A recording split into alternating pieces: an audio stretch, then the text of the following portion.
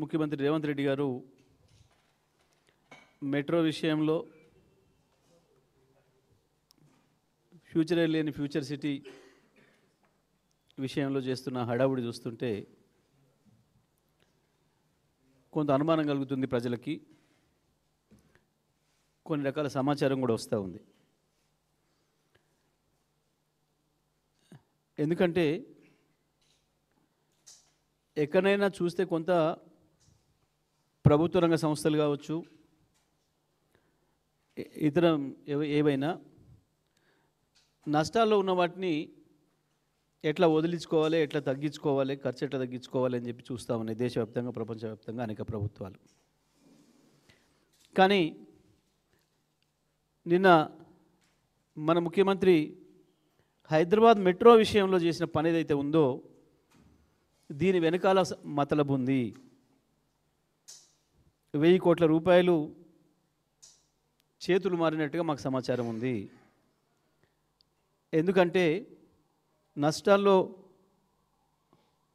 ఉన్న మెట్రోను ఎల్ఎన్టీ నుంచి తీసుకొని వాళ్ళని గట్టెక్కించడానికే ముఖ్యమంత్రి ఈ మెట్రోను ప్రభుత్వం చేతిలోకి తీసుకొచ్చిండు. మళ్ళీ ఒక 15,000 కోట్ల రూపాయల భారం తెలంగాణ ప్రజల నెత్తిన వేసిండు. ఉన్న ప్రభుత్వ రంగ సంస్థలనే నడపలేకపోతున్నారు, ఆర్టీసీనే నడపలేకపోతున్నారు. ఇటువంటి పరిస్థితులలో ఎందుకు వాళ్ళ దగ్గర నుంచి వెళ్ళి ఈయన తీసుకోవాల్సి వచ్చింది వెనుకకి? దాని వల్ల జరిగిన లాభం కూడా వెంటనే అర్థమైపోయింది. ఆ కంపెనీ ఎప్పుడైతే సూత్రప్రాయంగా ఇక్కడ ప్రభుత్వం తీసుకోవడానికి నిర్ణయం తీసుకుందో వెంటనే ఒక్కటే రోజులు 24 గంటలు గడవక ముందే 12,000 కోట్ల రూపాయలు ఆర్జించింది ఎల్ఎన్టీ కంపెనీ. వాళ్ళ షేర్ విలువ పెరిగింది 3%. 12,000 కోట్ల రూపాయలు కంపెనీకి వెంటనే లాభం జరిగింది గంటలలోనే. అంటే ఇది ఒక పథకం ప్రకారం వాళ్ళపైన ఒత్తిడి చేసి తీసుకొచ్చి ఇది తన చేతులకు తీసుకొని ప్రజలపైనేమో 15,000 కోట్ల భారం వేసిండు, తను ఒక 1000 కోట్ల రూపాయల లాభం పొందిండు. ఇవాళ హైదరాబాద్ ప్రజలకి ఆ మాత్రం కూడా రేపు ఆ మెట్రో అందుబాటులో లేకుండా చేసే కుట్ర చేసిండు. మనం చూస్తున్నాం ప్రభుత్వ రంగ సంస్థలు నడుపుతుంటే ఎట్లా ఉంటుందో, ఇబ్బందులు ఏమొస్తాయో. చాలా స్పష్టంగా దీని వెనకాల 1000 కోట్ల రూపాయల చేతులు మారినట్లుగా మాకు సమాచారం ఉంది. దీని మీద ఇంకొక కుట్ర కూడా జరుగుతూ ఉంది. మరొక దందా మొదలుపెట్టిండు. తీసుకొని ప్రభుత్వం చేతులు ఇట్టే ఉంచడా అంటే ఉంచడం లేదు. దీన్ని తొందరలోనే దీనికి సంబంధించిన దాదాపు 35,000 కోట్ల రూపాయల ఆస్తులు, 300 ఎకరాలకు పైగా ఉన్న భూమిని త్వరలోనే ఈయనకి ఇష్టమైన, ఈయనకు దోస్తులైన అదానికి, మెగా ఇంజనీరింగ్ సంస్థలకి కట్టబెట్టడానికి ముందే ప్లాన్ చేసుకున్నాడు. మళ్ళీ అక్కడి నుంచే చెరొక 1000 కోట్లు, అక్కడి నుంచి చెరొక 1000 కోట్లు దండుకోవడానికి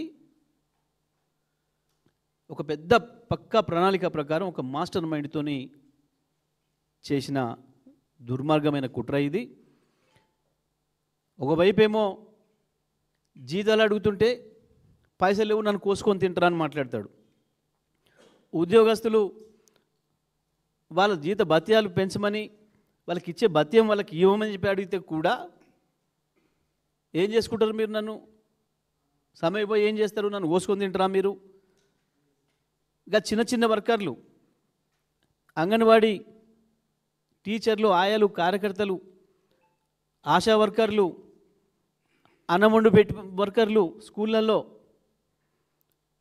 మున్సిపాలిటీలలో, గ్రామ పంచాయతీలలో పనిచేసే శానిటేషన్ వర్కర్లు, వాళ్ళ జీతాల గురించో బత్యాల గురించో మాట్లాడితేనేమో నన్ను గోసుకత్తినంటే మీరు ఏం చేస్తారు నన్ను అని మాట్లాడిండు. మరి ఈ 15,000 కోట్ల రూపాయల భారాన్ని ఎందుకు రాష్ట్ర ప్రభుత్వం మీద తీసుకుంటున్నాడు? ఒకవైపు అప్పులు తెచ్చుకుంటూ, నాకు రోజువారీ వెళ్ళాలంటేనే కష్టమవుతుంది, నేను ఎక్కడికైనా పోతే దొంగలు చూసినట్టు చూస్తున్నారు, మామూలుగా జీవ దొంగను చూసినా బాగుండు, బంగారం దొంగను చూసినట్టు బాగుండు, కానీ పుస్తకం దుబ్బుకోవడం చూసినట్టు బాగుండు, కానీ మరి చెప్పులు వేసుకుపోయే దొంగలాగా చూస్తున్నారు అని చెప్పి ఆయనే సర్టిఫికేట్ కూడా ఇచ్చుకున్నాడు. గంత చీప్గా చెప్పులు ఎత్తుకపోయే దొంగలు లెక్క చూస్తున్నారు, ఇతరులు దొరుకుని చెప్పులు ఎత్తుకపోయే దొంగలు చూసినట్టుగా అని చెప్పి. దొంగలలో కూడా తేడాలు ఉంటాయని, అందులో పుస్తలు దోపెట్టోని బంగారం దోపెట్టోని ఒక లెవెల్లో, జేబులు కొట్టిన ఓ లెవెల్లో, చెప్పులు దోపిపోయేటోని ఒక లెవెల్లో చూస్తారని అంత హీనంగా నన్ను చూస్తున్నారని చెప్పి మాట్లాడాడు. మరి నువ్వు చెప్పులు తీసుకుపోయే దొంగలాగా నిన్ను చూస్తుంటే అప్పులు ఇవ్వకుండా ఎందుకు ఈ 15,000 కోట్ల రూపాయల భారం రేవంత్ రెడ్డి మన పైన వేసిండో ప్రజలు ఆలోచించాలి. చదువుకున్న వాళ్ళు ప్రజలు తెలంగాణలో ఉద్యోగస్తులు కావచ్చు, నిరుద్యోగ మిత్రులు కావచ్చు, చదువుకుంటున్న వాళ్ళు కావచ్చు, ప్రజలందరూ కూడా అన్ని వర్గాల ప్రజలు కూడా ఒకసారి ఆలోచించండి. ఉన్న భారం ఉండంగా అదనంగా మనకు సంబంధం లేనిది అగ్రిమెంట్ ఉంది, వాళ్ళే నడుపుతారు. కానీ ప్రజలకు సౌకర్యం కావాలి హైదరాబాద్ ప్రజలకు అని చెప్పి ఆనాడు కాంగ్రెస్ ప్రభుత్వమే ప్రారంభించిన కేవలం 30% పనులు పూర్తి చేస్తే కేసీఆర్ రాగానే దాన్ని వెంటబడి వారానికో రివ్యూ చేసి 2 ఏళ్లలోనే పూర్తి చేయించి హైదరాబాద్ ప్రజలకు ట్రాఫిక్ ఇబ్బంది జరుగుతుంది బాగా అని చెప్పి దాని సౌకర్యంలో తీసుకొచ్చిండు. రోజుకి 5 లక్షల మంది ప్రయాణం చేయగలుగుతున్నారు తక్కువ ఖర్చుతో. అటువంటి దాన్ని ఇవాళ తన చేతిలో తీసుకొని కేవలం ఎల్ఎన్టీని కాపాడడం కొరకు, వాళ్ళకి లాభం జరగడం కొరకు చేసిండు. వాళ్ళ లాభం కూడా జరిగింది. వెంటనే ఒకటే రోజులో 12,000 కోట్ల రూపాయలు వాళ్ళ ధర పెరిగింది, వాళ్ళ ఆస్తి విలువ. దీని వెనకాల తప్పకుండా పెద్ద కుట్ర ఉంది. తొందరలోనే మళ్ళీ ఇంకొకటి కూడా చూడబోతారు ప్రజలు. తనకిష్టమైన 2-3 సంస్థలకి మళ్ళీ ఈ మెట్రోకి సంబంధించిన ఆస్తులన్నిటి కూడా కట్టబెడతాడు. నష్టం వచ్చే లైన్ ఏమో మన ప్రభుత్వం చేతిలో ఉంచుతాడు, ప్రజల మీద భారం వేస్తాడు. షాపింగ్ కాంప్లెక్స్లు దాదాపు 35,000 కోట్ల రూపాయల విలువ కలిగిన భూములకు సంబంధించి కాంప్లెక్స్లు ఎక్కడ కట్టారు అవి మాత్రం తన దోస్తులకు అప్పచెప్తాడు. మళ్ళీ అక్కడ కూడా ఇదే దందా. ఒక్క మాటలో చెప్పాలంటే ఇవాళ ఈ రాష్ట్రంలో కేవలం రియల్ ఎస్టేట్ దందా నడుస్తుంది. ఇంకొక వైపు ఈ ప్రభుత్వం ఒక సర్కస్ లాగా నడుస్తుంది.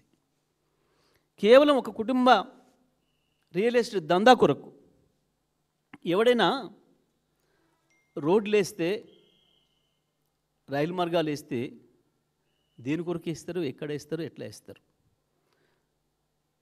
ఇండ్లు లేని కాడ రోడ్లు వేసేటోని ఈ ప్రపంచంలో మనం చూసినామా? మనం జనవాసాలు లేని కాడ రోడ్లు వేయడం అనేది ఎవడన్నా బుర్రవనోడు చేసే పనేనా? ఇప్పటివరకు మనందరికీ జ్ఞాపకం వచ్చిన కానించి, జ్ఞాపకాలు ప్రారంభమైన కానించి ఏ రోడ్లు ఉండే, ఎట్లయినా ఇవాళ మొదలు ఒక పంచాయతీరాజ్ రోడ్డు ఉండే, కొద్దిమంది బండ్లు ఎడ్లు చిన్న నడిచినాడు. ఆ తర్వాత అవసరాలను బట్టి అవసరాలు పెరుగుతున్న కొద్దీ బీటీ రోడ్ చేసుకున్నాం దాన్ని. ఆ తర్వాత ఇంకా కొంత ట్రాఫిక్ పెరిగిన తర్వాత R&B తీసుకొని R&B రోడ్ చేసింది దాని స్టాండర్డ్లో. ఇంకా అవసరాన్ని బట్టి దాన్ని డబుల్ రోడ్లు చేసుకున్నాం. పెరిగిన జనాభాను దృష్టిలో పెట్టుకొని కేసీఆర్ గారు గ్రామాల నుంచి వెళ్ళి తప్పకుండా మండలానికి ఒక రోడ్డు, మండల కేంద్రాల నుంచి ట్రాఫిక్ ఎక్కువ ఉంటుంది కాబట్టి జిల్లా కేంద్రానికి డబల్ రోడ్డు, జిల్లా కేంద్రం నుంచి వెళ్ళి హైదరాబాద్కు తప్పకుండా 4 లేన్ల రోడ్లు ఉండాలి అని చెప్పి చేసిండ్రు. ఈ ప్రపంచవ్యాప్తంగా ఎక్కడైనా ఇదే చేస్తారు. ఇవాళ మనం అభివృద్ధి చెందిన దేశాలను కూడా అన్నింటినీ చూసి వస్తూ ఉన్నాం. మనం అమెరికాకు పోండి, ఇంగ్లాండ్కు పోండి, కెనడాకు పోండి, ఆస్ట్రేలియాకు పోండి, చైనాకు పోండి, రష్యాకు పోండి, అవసరాలు పెరిగిన కొద్దీ రోడ్డును వెడల్పు చేసుకుంటూ పోతారు. ఇప్పుడు మనం ఈ విజయవాడ హైవే చూస్తున్నాం.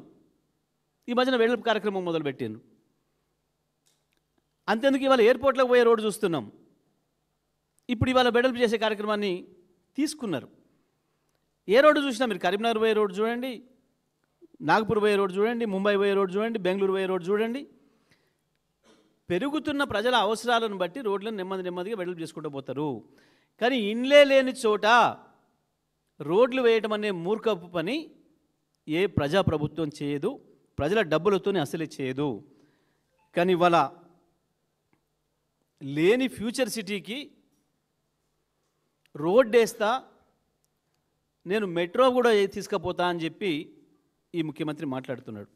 వాస్తవానికి మెట్రో అనేది ఎట్లా ఉండాలి, మెట్రో ఏ ప్రజల అవసరాల కొరకు ఉండాలి అనేది కేసీఆర్ గారు చాలా స్పష్టంగా చెప్పారు.